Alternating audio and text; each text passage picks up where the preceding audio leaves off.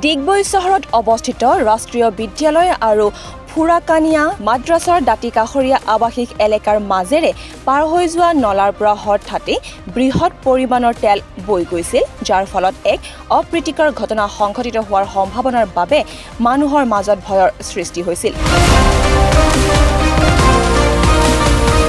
ডিগবৈ শোধনাগাৰৰ পৰা উদ্ভৱ হোৱা এই দুৰ্গন্ধযুক্ত নলাটোৱে দীৰ্ঘদিন ধৰি স্থানীয় লোকসকলৰ বাবে সমস্যা আৰু আতংকৰ সৃষ্টি কৰি আহিছে।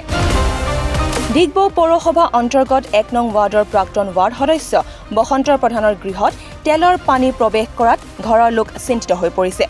ৰাষ্ট্ৰীয় বিদ্যালয় আৰু ফুৰাকানিয়া মাদ্ৰাছাৰ দাঁতিকাষৰীয়া নলাটোৰ কাষতে লাগি থকা লোকসকলে অতি ওচৰৰ পৰা পাৰ হৈ যোৱা নলাৰ পৰা বৃহৎ পৰিমাণৰ খাৰুৱা তেল বৈ থকা দেখি অসম তেল সংমণ্ডল ডিগবৈ শাখাৰ বিষয়ববীয়াসকলক খবৰ দিয়ে। খবৰ দিয়াৰ পিছত অসম তেল সংমণ্ডলৰ ডিগবৈ শাখা তথা ডিগবৈ শোধনাগাৰৰ এটা দলে তেল প্ৰবাহিত হোৱাত বাধা দিয়ে আৰু সংগ্ৰহ কৰা তেলখিনি নলাৰ পৰা উঠাই দিয়ে।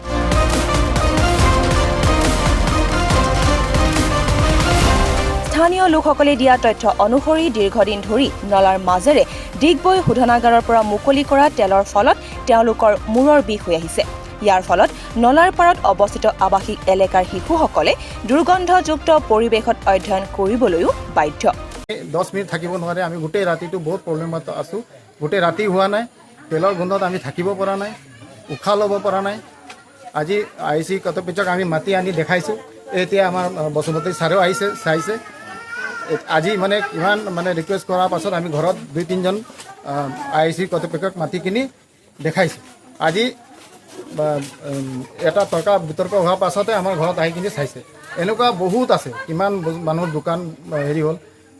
তাৰ পাছতো আহি কিনি চোৱাৰ পাছত এতিয়া আমাক সেই তৰ্কাতৰ্কি হোৱাৰ পাছত আমাক কৈছে আমি এটা কেছ দিছোঁ, আমি এটা কাম ৰখাইছোঁ।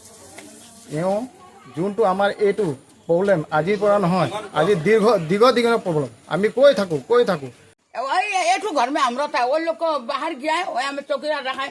रात गोटा सुने नहीं था, तेल तो वही घर में उठ गया पानी। एक बार भी हुआ रहा ना, तो सिक्योरिटी लोग आके उठा के लेके जा रहा, बीच में हुआ रहा।